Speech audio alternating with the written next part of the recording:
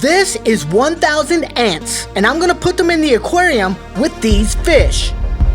You see, this fish has a special ability to attack the ants.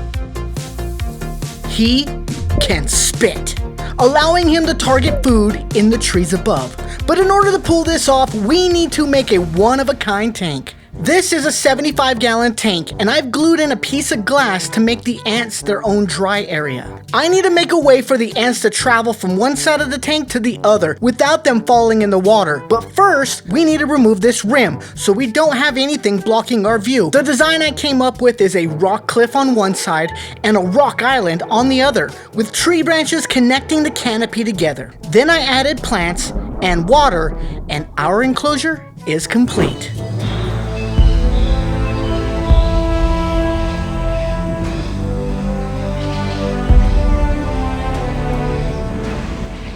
I first added molly fish. These guys are pretty hardy and don't need to wait for the tank to fully cycle. But with all the plants and bacteria I added, it shouldn't take long.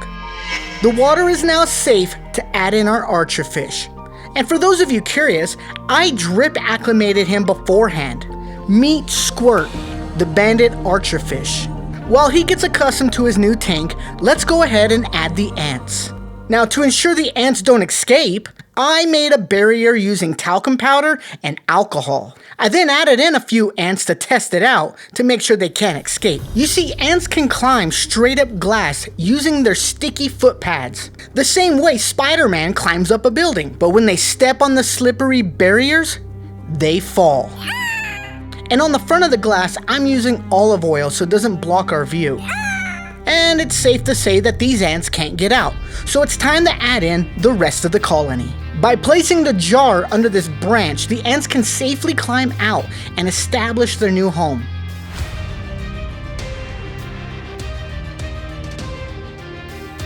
Oop, yeah, we have someone trying to escape. Not today, buddy. After a couple of days, you can see the ants starting to excavate their new home. One at a time, each one carrying a single grain of sand, until they reach the bottom, where I have a heating pad to keep the colony warm.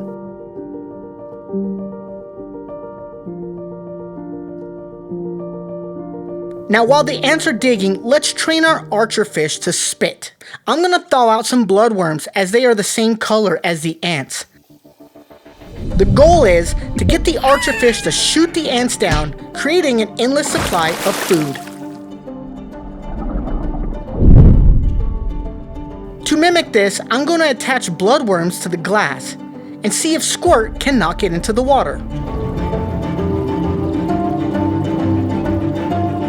Well, nothing was happening, so I dropped some bloodworms in next to it to show him this is food.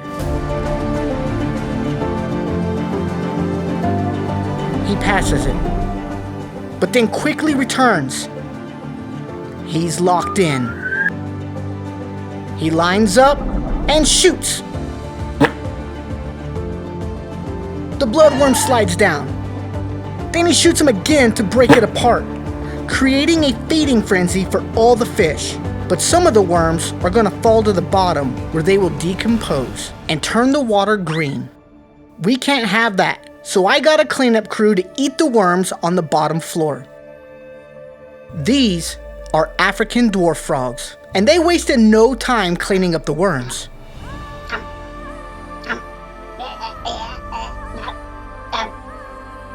Aren't they just the cutest things ever? The worms are a little too big, so they do have to chew them up before they swallow.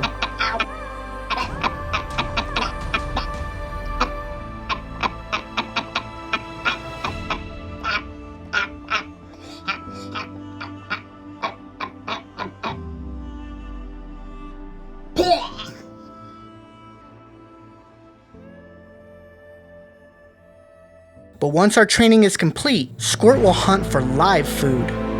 Then it hit me. This tank is the perfect setup for another fish. This fish also has a special ability. And I also found a baby archer fish. Once done acclimating, I put them in. And for the next couple of days, I let these fish get used to their new tank before training resumes.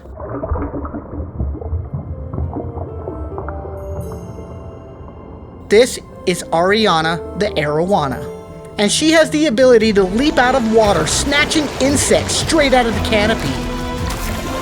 When this fish is around, no insect is safe. These fish have been known to leap as high as 7 feet out of the water.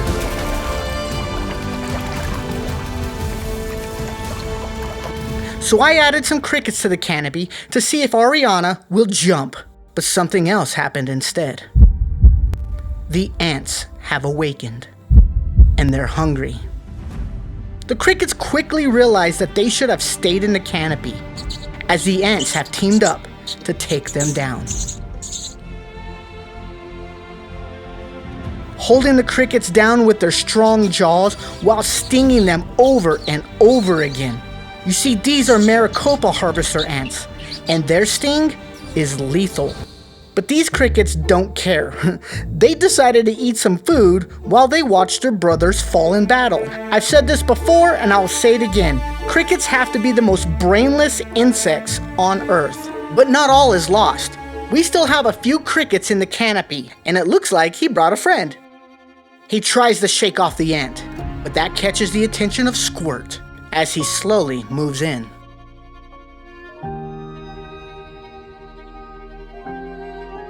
The ant is locked on in a death grip.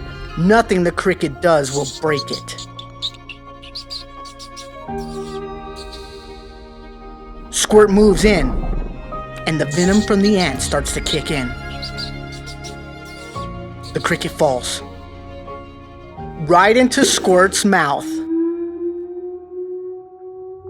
But the ant bailed out just in time and is now safe, drowning in the water.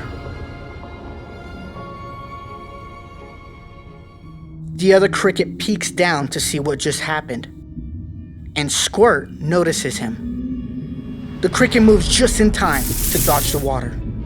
Squirt fires again. Misses. He shoots. Direct hit! But the ant is still drowning. And what's about to happen is the most incredible thing I've ever seen ants do. The colony is alerted to their helpless brother, and they jump in after him. They better hurry, because he is sinking. He made it. Take my good hand. Now to perform this rescue, they must lock together and create a raft. Grab on me. Due to the current of the water, this could be very difficult. Hold my hand. All together now. Help me.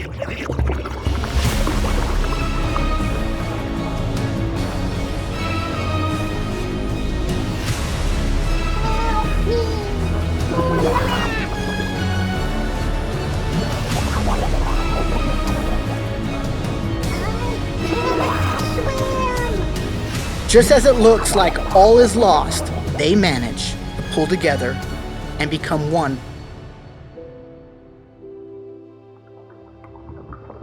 Their raft allows them to float on top of the water.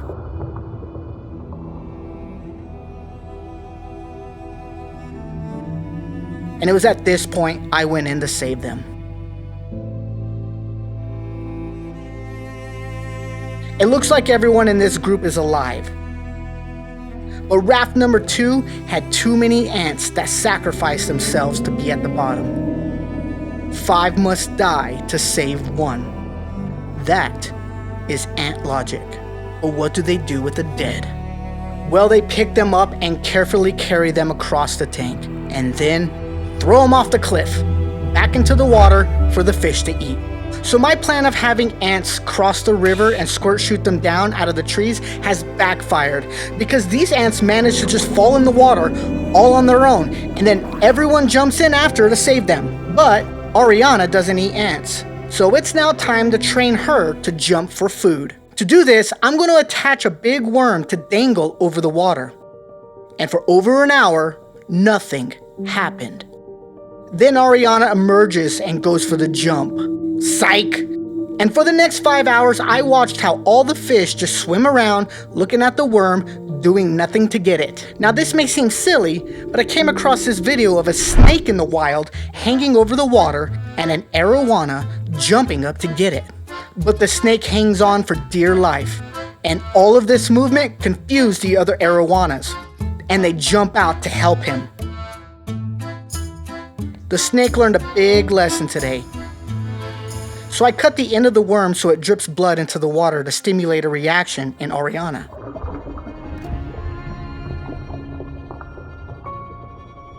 She sees it, but swims away. You see, this Arowana has spent its whole life in a pet store, a place that feeds him often every day, with no way to jump for food. So let's go back to the basics. I'm gonna drop in food for her every day in the exact same spot to get a routine going.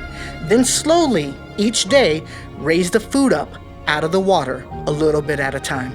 But the only one interested in this is Squirtle, the baby archerfish, as he slowly picks away at it. Then this happened. He spit at it. Here in slow motion, we can see it happen. Our little Squirtle is learning how to be a spitter. And I couldn't be more proud of the little guy. Who doesn't like a spitter? No.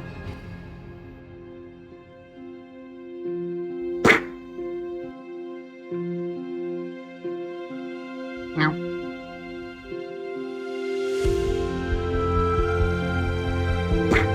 But as we zoom out, you can see Squirt and Ariana are hanging out watching him. Almost as if they're letting Squirtle practice his hunting skills. Just look as Squirt stands by and lets him practice. It just goes to show that even fish can look out for the young and make sure they have the best chance at life on their own. Phase 2, I move the food up a little bit higher, and I drop some in the water to get Ariana's attention. But Squirt stole the show and showed everybody how it's done. Direct hit, but it wasn't enough to move the food. He changes angles. And bam! It's now time to fully test their skills. A whopping 16 inches above the water.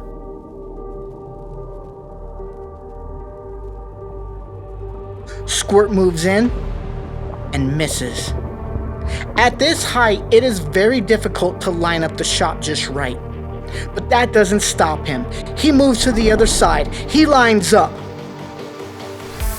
Direct hit. But it's not enough.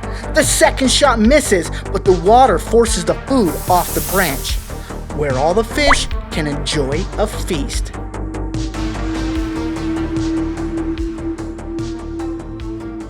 I think they are ready for a live simulation now, so I put in more crickets into the canopy. But who will get them? Ariana or Squirt? Of course, Squirt lines up and shoots, knocking the cricket off the plant and into the water. But he doesn't eat it. Instead, he lets Squirtle have at it. But the cricket is too big, and Squirtle doesn't know what to do. Then the mollies emerged and took over. But I'm starting to notice that there's a problem with the ants, or should I say a lack of ants. What started as 1,000 ants has dwindled down to about 20. We are seeing the end of the ant colony. Over the last month, the fish have been picking them off one at a time. But another disaster has struck. Ariana isn't doing good. I found her floating at the back of the tank, but she's still breathing, so I may be able to save her.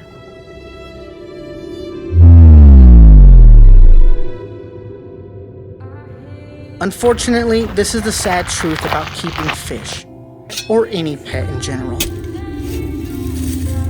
A part of me thinks the ants poisoned the water, but I have no way to prove it. The water conditions were perfect, and yet she died. And then I saw it. The water heater stopped working. and it dropped to 65 degrees. I'll see you guys in the next video. When you call my